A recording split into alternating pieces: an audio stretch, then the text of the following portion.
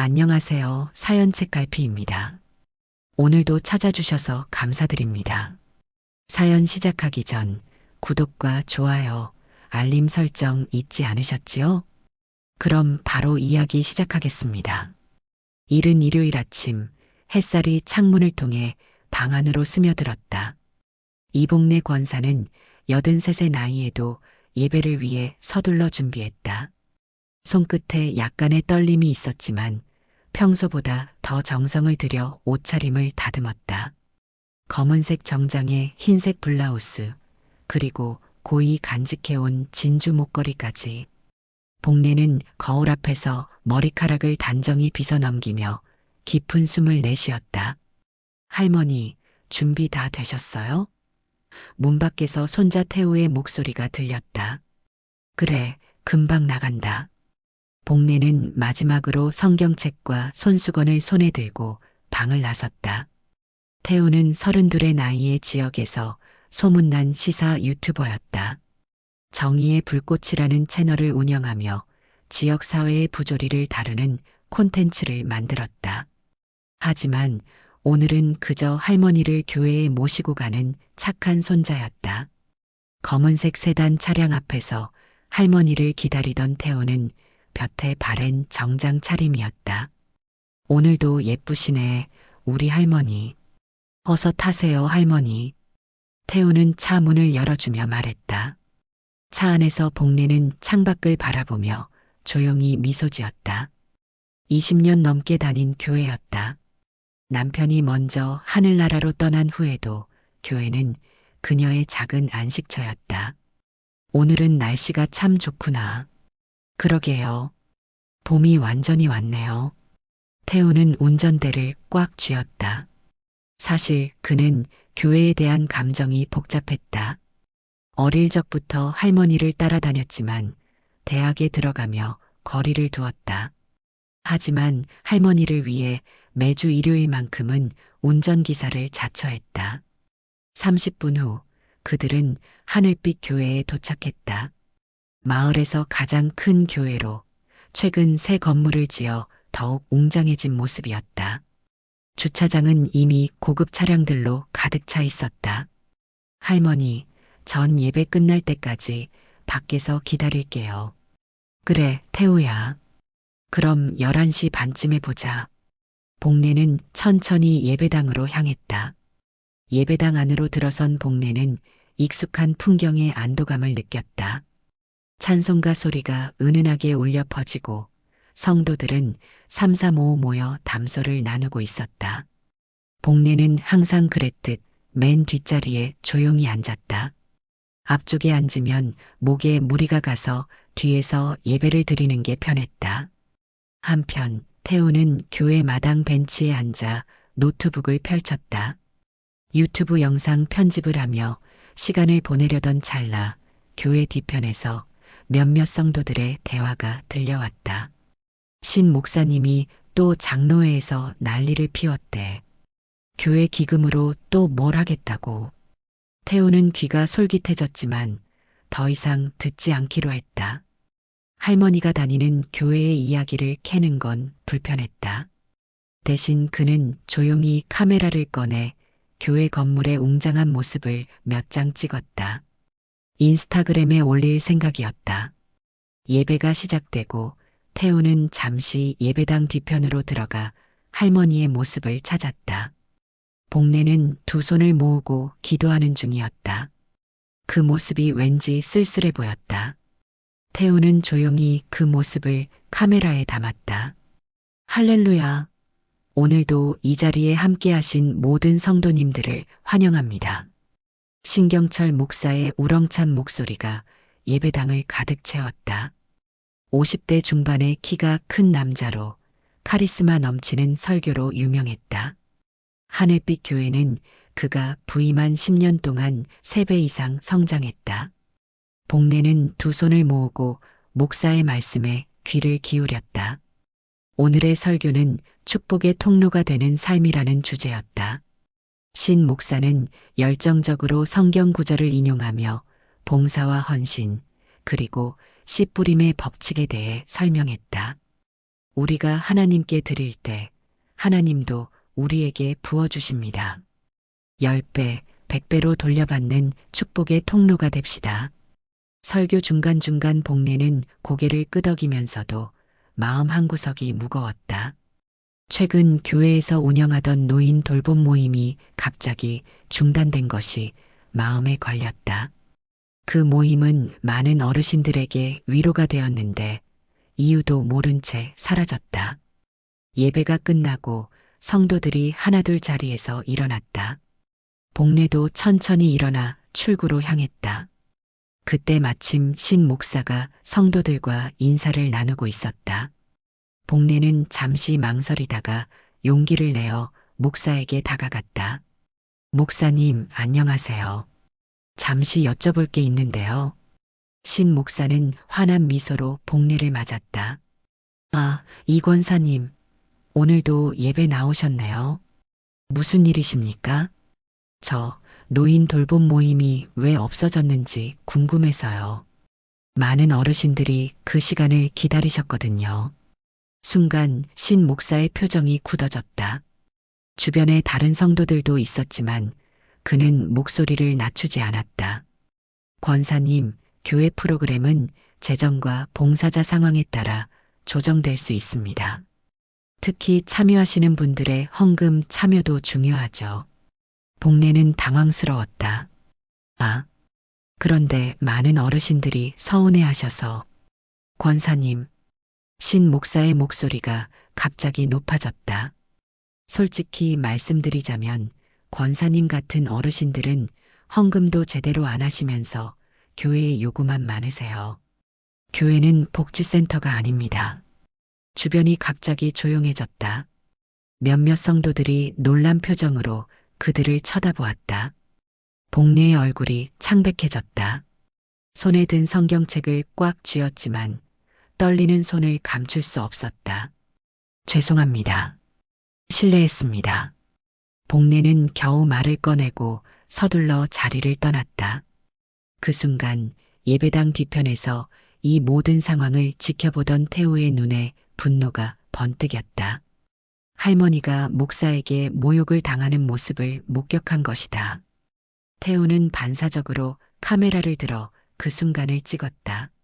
셔터 소리가 울렸지만 아무도 신경 쓰지 않았다. 복례는 떨리는 발걸음으로 교회 밖으로 나왔다. 평소보다 기운 없는 모습의 태우는 즉시 다가갔다. 할머니, 무슨 일 있으셨어요? 얼굴이 안 좋아 보여요. 복례는 억지로 미소 지었다. 아니, 괜찮아. 그냥 좀 피곤해서 집에 가자꾸나. 태우는 할머니의 팔을 부축하며 주차장으로 향했다. 하지만 그의 머릿속은 복잡했다. 무언가 있었다는 걸 직감했다. 할머니의 창백한 얼굴과 떨리는 손, 그리고 예배당에서 본 그 장면. 태우는 운전석에 앉으며 결심했다. 반드시 진실을 알아내리라. 차 안의 공기는 무거웠다. 태우는 운전에 집중하는 척했지만 할머니의 상태가 계속 신경 쓰였다. 복례는 창밖만 바라보며 침묵을 지켰다. 평소라면 예배 내용을 신나게 들려주었을 텐데. 할머니, 정말 괜찮으세요? 무슨 일 있으셨죠? 태우가 조심스럽게 물었다. 복례는 한숨을 내쉬었다. 아니야, 태우야. 그냥 목사님과 작은 오해가 있었을 뿐이야. 오해요? 제가 봤어요, 할머니. 목사님이 할머니한테 뭐라고 하시는 거. 태우의 목소리에 분노가 실렸다. 그건 오해가 아니라 명백한 모욕이었어요. 복례는 놀란 눈으로 손자를 바라보았다. 내가 다 본 거니? 네, 봤어요. 그리고 찍었고요. 태우는 핸들을 꽉 쥐었다. 왜 그런 상황에서도 참으세요? 그 목사님 예전에도 그랬던 거 아니에요? 복례의 눈가에 눈물이 고였다. 오랜 시간 참아왔던 감정이 터져 나오는 순간이었다. 교회는 내게 중요한 곳이야. 믿음의 공동체고 하나님을 만나는 곳이니까. 목사님이 가끔 과하게 말씀하시지만 그건 과하게요? 태우가 말을 끊었다. 할머니, 그건 갑질이에요. 명백한 갑질. 어르신을 향한 폭언이라고요. 두 사람의 대화는 집에 도착할 때까지 이어졌다. 작은 시골 마을의 한적한 주택가, 복내가 40년 넘게 살아온 단층 주택 앞에 차가 멈췄다. 들어와서 점심 먹고 가렴. 복내가 말했다. 태우는 고개를 끄덕였다. 집 안으로 들어서자 익숙한 된장찌개 냄새가 코를 찔렀다. 복내는 아침 일찍 일어나 미리 준비해둔 찌개를 데우기 시작했다. 태우는 할머니의 휴대폰이 테이블 위에 놓인 것을 발견했다. 할머니, 잠깐 휴대폰 좀 빌려도 될까요? 제 폰이 배터리가 없어서요. 그래, 마음대로 써라. 태우는 할머니가 주방에 있는 동안 휴대폰을 살펴보았다. 할머니의 통화 내역과 녹음 파일들이 눈에 들어왔다. 특히 교회 폴더가 그의 시선을 사로잡았다. 망설이다가 그는 폴더를 열어보았다. 그곳에는 10여 개의 녹음 파일이 있었다. 파일명은 날짜로 정리되어 있었다. 태우는 가장 최근 파일을 선택해 이어폰을 꽂고 들었다. 이 권사님, 교회 봉사는 헌금만큼 중요합니다. 어르신들 모임에 참여하시려면 그에 맞는 봉사와 헌금이 있어야지요. 우린 모두 주님의 일꾼이니까요.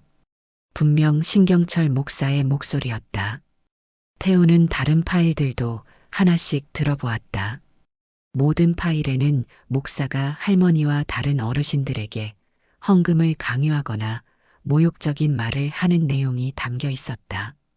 80대 노인이 이런 상황을 묵묵히 녹음해온 사실이 태우의 가슴을 아프게 했다. 태우야, 밥 먹자. 부엌에서 할머니의 목소리가 들렸다. 태우는 급히 휴대폰을 제자리에 놓고 식탁으로 향했다. 식사 중에도 그의 머릿속은 복잡했다. 할머니가 왜 이런 상황을 참아왔는지, 어떻게 도울 수 있을지 고민했다. 할머니, 솔직히 말씀해 주세요. 신 목사님이 할머니께 자주 그런 식으로 말했죠? 태우가 조심스럽게 물었다. 복내의 젓가락 움직임이 잠시 멈췄다. 깊은 한숨 후에 그녀는 고개를 끄덕였다. 요즘 들어 더 심해졌어. 헌금을 더 내라는 압박이 있었지. 노인 돌봄 모임도 헌금을 많이 하는 장로님 댁에서 하게 되었고, 왜 말씀 안 하셨어요? 제가 도울 수 있었는데. 태우의 목소리에 안타까움이 가득했다. 늙은이의 푸념을 들어주려고 바쁜 너를 귀찮게 하고 싶지 않았어. 복내는 쓸쓸한 미소를 지었다. 그리고 교회는 내게 남편이 떠난 후 유일한 위안이었으니까. 그곳을 떠나면 어디로 가겠니? 태우는 결심했다. 할머니, 이번엔 그냥 넘어가지 않겠습니다. 제가 도와드릴게요. 그의 눈빛이 단단해졌다. 신 목사님의 행동은 잘못된 겁니다. 이건 신앙의 문제가 아니라 인간의 기본 예의와 존중의 문제예요. 복내는 손자의 손을 꼭 잡았다. 태우야, 무슨 생각인지 알지만 교회 일에 너무 깊이 개입하지 마렴. 목사님은 그래도 하나님의 종이시고. 아니에요, 할머니. 하나님의 종이라면 더욱 모범을 보여야 하는 거 아닌가요? 저는 정의를 바로 세우겠습니다. 식사를 마치고 태우는 휴대폰을 빌렸다며 할머니의 녹음 파일들을 자신의 폰으로 옮겼다. 그리고 자신의 유튜브 채널 정의의 불꽃을 위한 특별 기획을 구상하기 시작했다. 대형교회의 민낯이라는 제목이 머릿속에 떠올랐다. 할머니, 조금만 기다려주세요. 반드시 할머니의 명예를 회복시켜 드리겠습니다. 태우는 마음속으로 다짐했다. 이제 그에게는 할머니를 위한 정예 그리고 진실을 밝히는 사명이 생겼다. 월요일 아침 태우는 일찍 일어나 노트북 앞에 앉았다. 어제 복사해온 녹음 파일들을 체계적으로 정리하고 있었다. 총 13개의 파일. 모두 신경철 목사가 교인들, 특히 노인들에게 헌금을 강요하거나 모욕적인 말을 하는 내용이었다. 이것만으로는 부족해. 태우는 고개를 저었다. 더 구체적인 증거와 내부 정보가 필요했다. 그는 할머니의 교회 주소록을 펼쳐 하나의 이름을 찾아냈다. 정소연 집사, 교회 재정부에서 일하던 여성으로 최근 갑자기 교회를 떠났다는 소문이 있었다. 그리고 무엇보다 할머니가 늘 따뜻하게 대해주었다고 했던 사람. 태우는 용기를 내어 전화를 걸었다. 안녕하세요. 정소연 집사님이시죠? 저는 이복래 권사님의 손자 태우라고 합니다. 전화 너머로 경계하는 목소리가 들렸다. 네. 무슨 일로 연락하셨나요? 할머니가 교회에서 겪은 일에 대해 이야기하고 싶습니다. 시간 되시면 잠시 만나 뵐 수 있을까요? 잠시 침묵이 흘렀다. 정말 이복래 권사님의 손자 맞으신가요? 네, 맞습니다. 할머니의 사진도 보여드릴 수 있고요. 정소연은 망설이다가 결국 만남을 약속했다. 오후 3시 마을 외곽의 조용한 카페에서 태우는 약속 시간보다 30분 일찍 도착했다. 노트북과 녹음기를 준비해두고 기다렸다. 정확히 3시 30대 후반으로 보이는 단정한 여성이 카페에 들어왔다. 그녀는 주변을 살피며 태우를 찾았다. 정소연 집사님이시죠? 태우입니다. 태우는 자리에서 일어나 인사했다. 정소연은 조심스럽게 자리에 앉았다. 먼저 분명히 말씀드릴게요. 저는 교회를 욕하거나 목사님을 비방하려는 의도는 없어요. 다만 권사님께서 겪으신 일이 마음에 걸려서 온 거예요. 태우는 고개를 끄덕였다. 저도 교회 자체를 공격할 생각은 없습니다. 다만 우리 할머니께서 부당한 대우를 받으셨고 그것이 할머니 한 분만의 문제가 아닌 것 같아서요.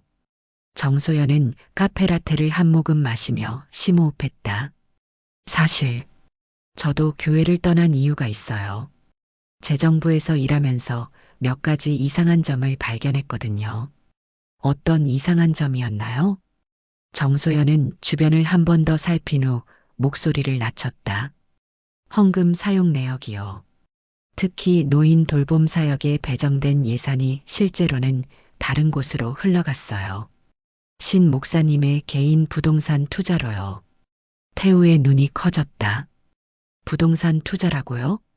네. 처음엔 교회 확장을 위한 투자라고 했지만 알고 보니 목사님 개인 명의로 된 건물이었어요. 제가 이 문제를 제기했을 때 목사님은 하나님의 종에게 의심을 품는 것은 죄라며 저를 비난했죠. 그녀는 가방에서 서류 뭉치를 꺼냈다. 이건 제가 몰래 복사해온 회계장부와 부동산 거래 서류들이에요. 합법적인 방법으로 얻은 건 아니지만 진실을 위해서라면. 태우는 서류들을 받아들며 감사 인사를 전했다.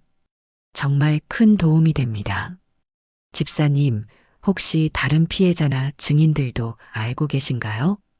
정소연은 잠시 고민하다 고개를 끄덕였다. 몇 분 더 있어요. 특히 어르신들 중에서요. 그들도 헌금 압박과 모욕적인 발언에 상처받았어요. 하지만 모두 두려워서 나서지 못하고 있죠. 대화는 2시간 넘게 이어졌다. 태우는 모든 내용을 녹음하고 메모했다. 떠나기 전 정소연은 마지막으로 말했다. 제발 조심하세요. 신 목사님은 지역에서 영향력이 큰 분이에요. 그리고 이 일이 어르신들에게 더 큰 상처가 되지 않았으면 좋겠어요. 태우는 단호하게 대답했다. 걱정 마세요. 저는 진실만을 알리고 억울한 분들의 목소리를 대변할 뿐입니다. 그리고 무엇보다 우리 할머니의 명예를 지킬 거예요. 카페를 나서며 태우의 마음은 무거웠다. 하지만 동시에 의지가 더욱 단단해졌다. 이제 그에게는 확실한 증거가 있었다. 대형교회의 민낯, 그 실체를 세상에 알릴 준비가 되었다. 태우의 작은 원룸은 이틀간 편집실로 변했다. 벽에는 각종 증거 자료와 인터뷰 내용이 붙어 있었고, 책상 위에는 노트북과 녹음기, 카메라가 어지럽게 놓여 있었다. 그는 밤을 새워가며 유튜브 영상을 편집했다. 대형교회의 민낯 노인을 향한 모욕과 헌금의 행방이라는 제목의 영상이었다. 태우는 할머니의 이름과 얼굴은 가리되 그녀가 겪은 모욕적인 상황은 생생하게 담기를 원했다. 녹음 파일의 음성은 변조했지만 내용은 그대로 담았다. 편집 중간중간 태우는 할머니에게 전화를 걸었다. 할머니, 잘 지내세요? 제가 며칠 바빠서 찾아뵙지 못했네요. 그래, 태우야. 너 바쁜 거 알아. 걱정 말고 일 봐. 복례의 목소리는 여전히 따뜻했다. 태우는 마음이 무거웠다. 할머니에게 자신이 준비 중인 영상에 대해 말하고 싶었지만 할머니가 걱정할까봐 차마 말할 수 없었다. 할머니의 명예를 위해서라도 이 일은 꼭 해야 해. 마침내 목요일 밤 편집을 완료했다. 50분 길이의 다큐멘터리 형식 영상이었다. 영상은 할머니가 예배당에서 모욕당하는 장면으로 시작해 신경철 목사의 다양한 문제적 행동들과 교회 재정 비리를 파헤쳤다. 정소영과의 인터뷰, 다른 피해자들 얼굴과 이름은 모자이크 처리의 증언도 포함되었다. 이게 과연 옳은 일일까? 태우는 영상을 업로드하기 전 마지막으로 고민했다. 손가락이 키보드 위에서 머뭇거렸다. 이 영상이 가져올 파장을 생각하면 두려웠다. 하지만 할머니의 떨리던 손과 창백한 얼굴을 떠올리자 결심이 서졌다. 정의는 때로 고통스러울 수 있지만 필요한 과정이야. 태우는 마침내 게시 버튼을 눌렀다. 영상은 자정이 조금 지난 시각에 정의의 불꽃 채널에 올라갔다.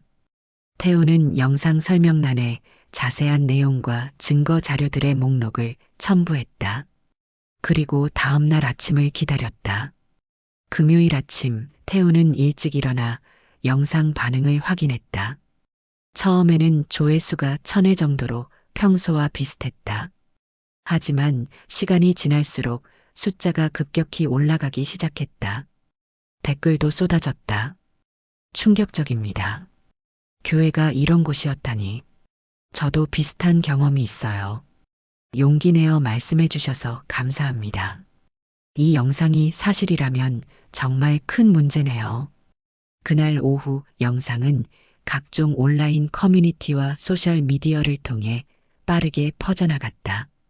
지역 카페에서는 하늘빛 교회 논란이라는 제목의 게시글이 올라왔고 트위터에서는 해시태그 갑질 목사 해시태그가 생겼다.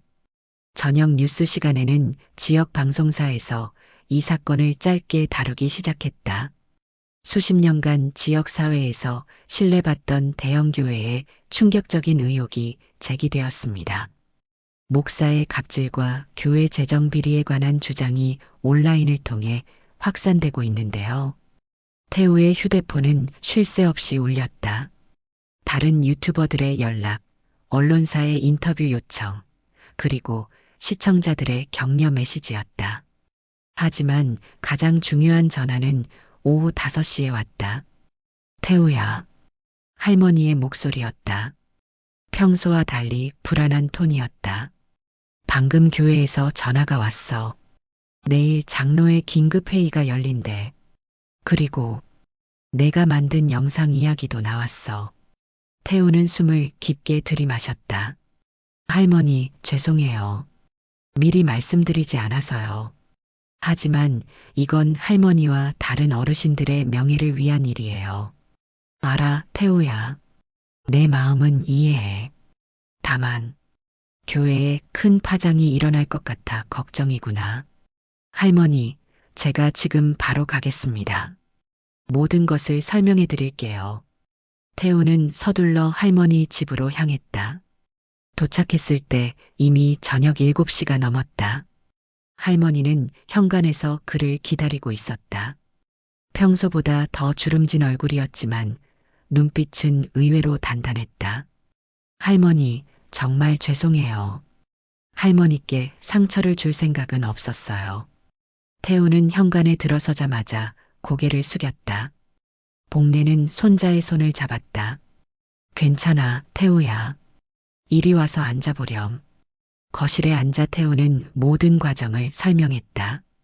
녹음 파일을 보게 된 것부터 정소현과의 만남, 그리고 영상 제작까지. 할머니는 묵묵히 듣다가 말했다. 내가 그렇게까지 했다니. 놀랍구나. 하지만 태우야, 진실은 언젠가는 드러나게 돼 있는 법이야. 너무 자책하지 마렴. 할머니, 화나지 않으세요? 복례는 고개를 저었다. 화나기보다는 복잡하구나. 오랜 신앙생활의 터전이 흔들리는 것 같아 마음이 무겁지. 하지만 진실을 외면하는 것은 옳지 않다는 걸 나도 알아. 태우의 휴대폰이 다시 울렸다. 지역 방송국에서 내일 오전 인터뷰를 요청하는 전화였다. 태우는 망설이다가 할머니를 바라보았다. 가봐야 할 것 같아요. 이 일이 커지고 있어요. 복례는 손자의 어깨를 토닥였다. 용기를 내라, 태우야. 진실을 위한 싸움은 언제나 어려운 법이지. 내일 교회에서 무슨 일이 일어날지 모르겠지만 할머니는 내 편이란다. 토요일 아침 하늘빛 교회 앞은 평소와 다른 분위기였다. 교회 정문 앞에 10여 명의 시민들이 모여 있었고 몇몇은 갑질 근절이라고 적힌 피켓을 들고 있었다. 2대의 방송국 차량도 주차되어 있었다. 태우는 아침 일찍부터 언론 인터뷰를 시작했다. 그는 차분하게 사실만을 전달했다.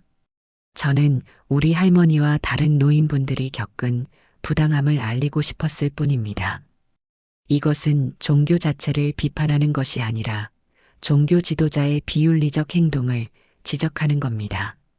한편 교회 안에서는 장로의 긴급회의가 열렸다. 신경철 목사와 10여 명의 장로들이 모였다. 회의실 분위기는 냉랭했다. 목사님, 이 영상이 사실입니까? 최고참 장로가 물었다. 신 목사는 얼굴을 붉히며 답했다. 과장된 내용입니다. 그 권사님이 계속 무리한 요구를 하셔서 녹음 파일은 어떻게 설명하시겠습니까? 그리고 이 회계 자료는요? 다른 장로가 태블릿을 들어보이며 물었다. 신 목사는 말문이 막혔다.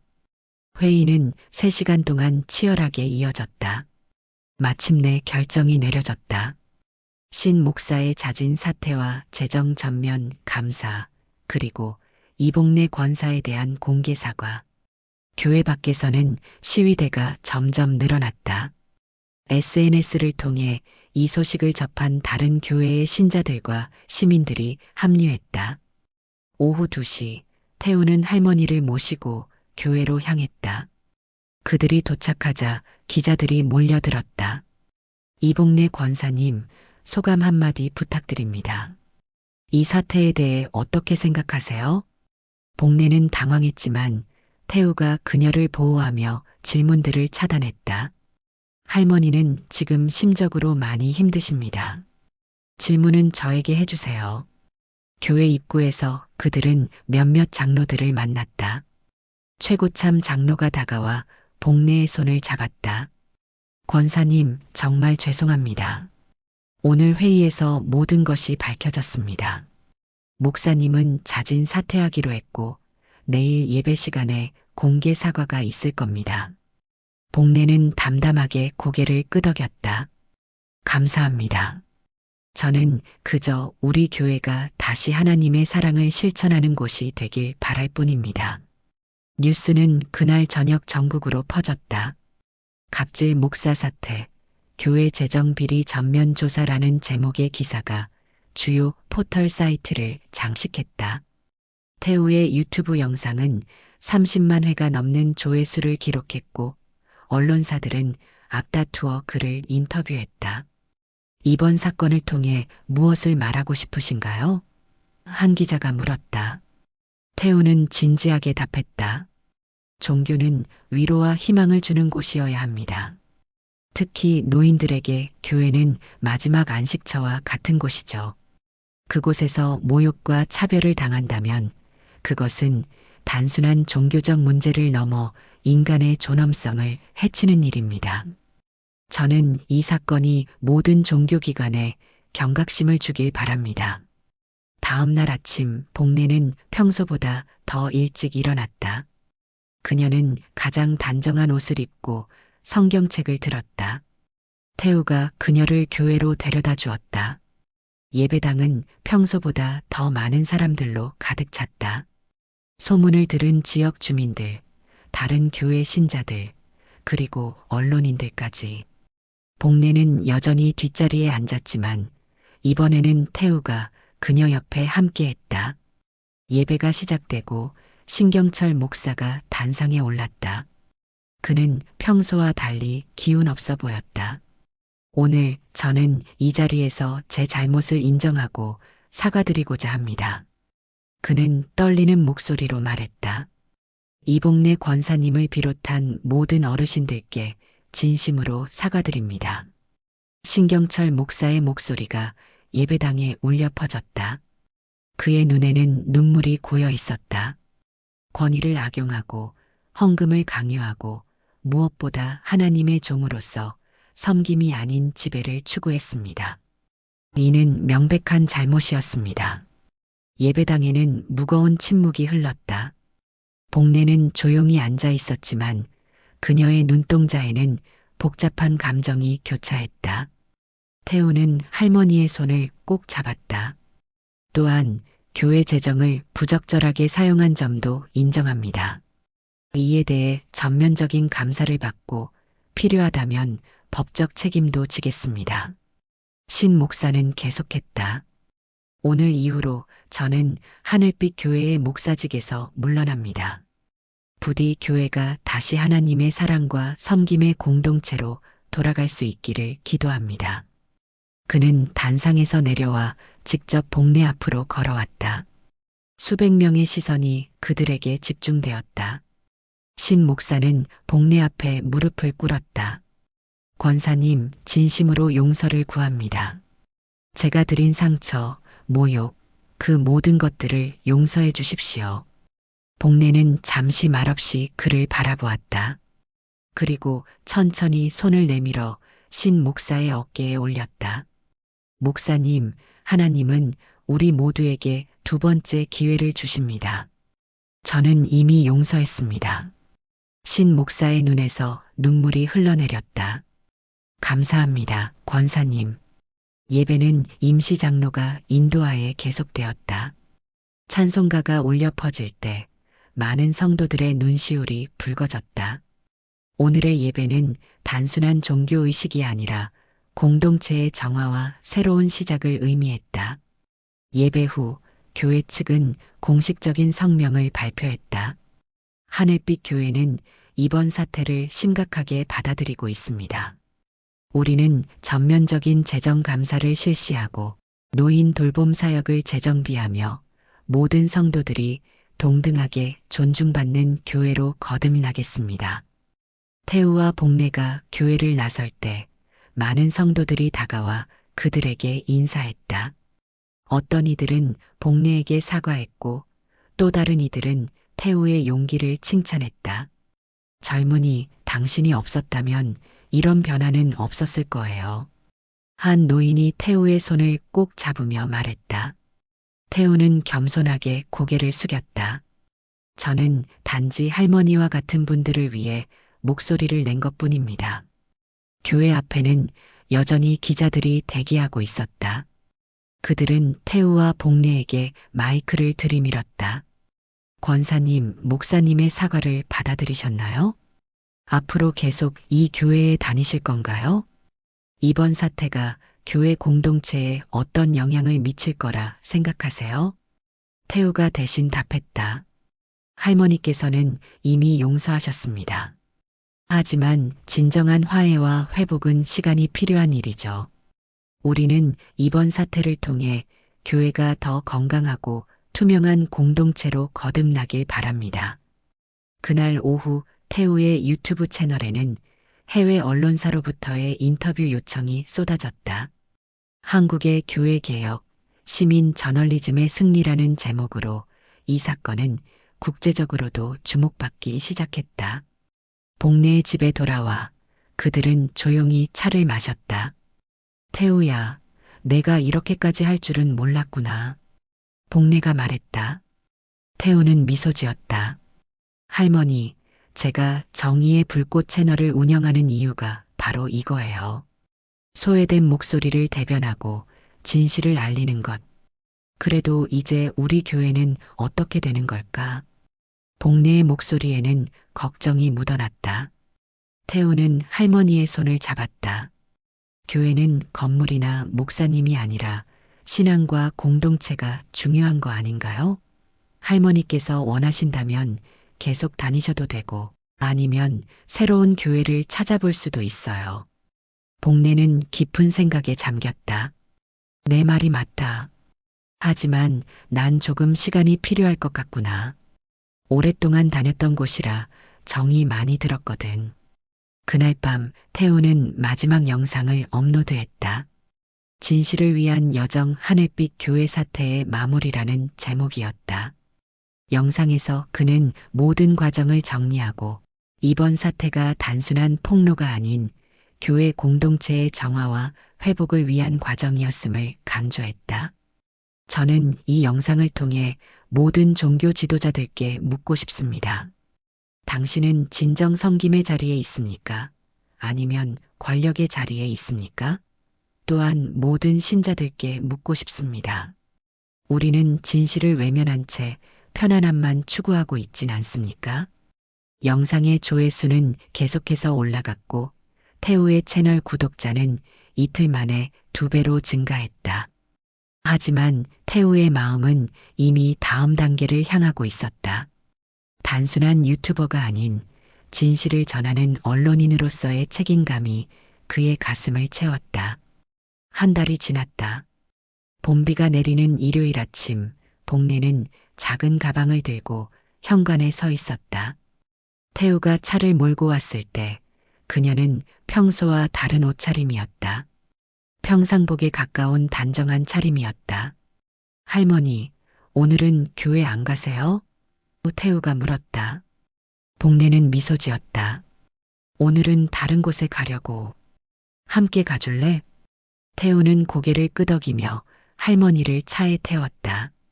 복내의 안내에 따라 그들은 마을 외곽의 작은 아파트 단지로 향했다.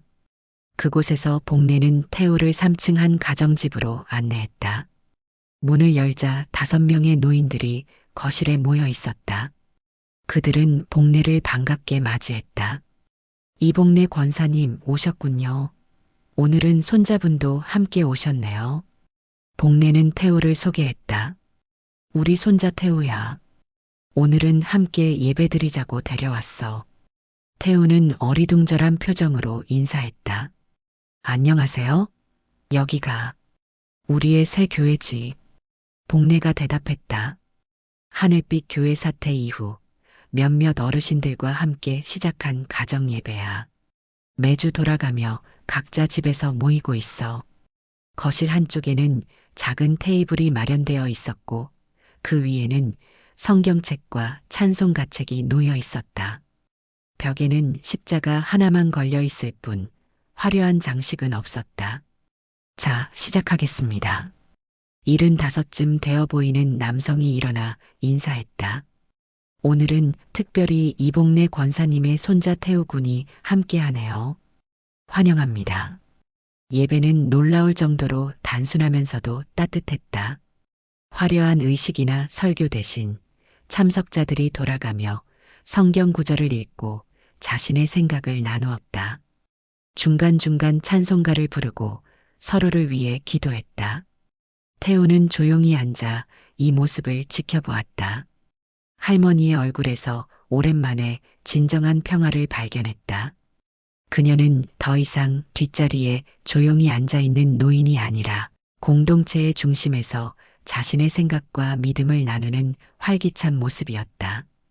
예배 후 모두가 함께 준비해온 음식을 나누어 먹었다.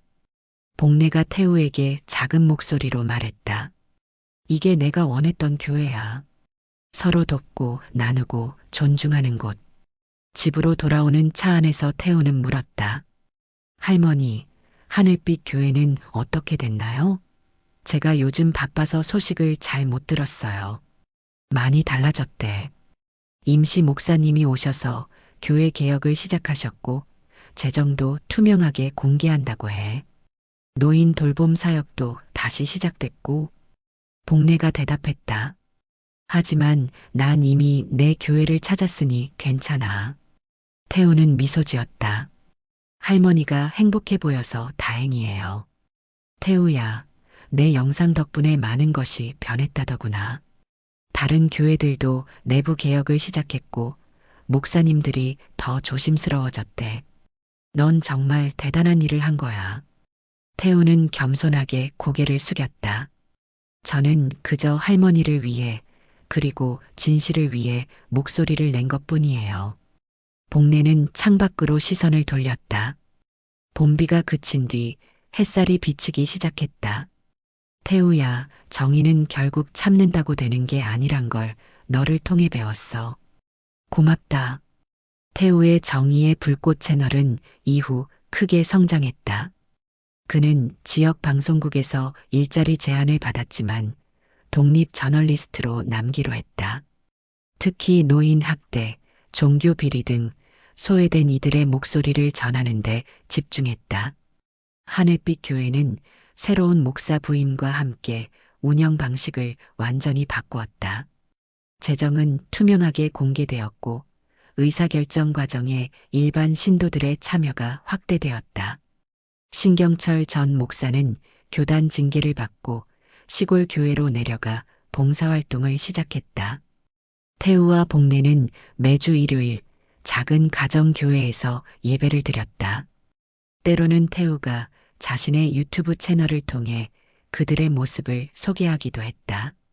진정한 신앙은 거창한 건물이나 화려한 의식이 아니라 서로를 향한 존중과 사랑에서 시작됩니다. 봄이 완전히 찾아온 어느 일요일, 복례와 태우는 예배를 마치고 함께 시장을 거닐었다. 복례는 작은 성경책을, 태우는 카메라를 들고 있었다. 할머니, 가끔 생각해요.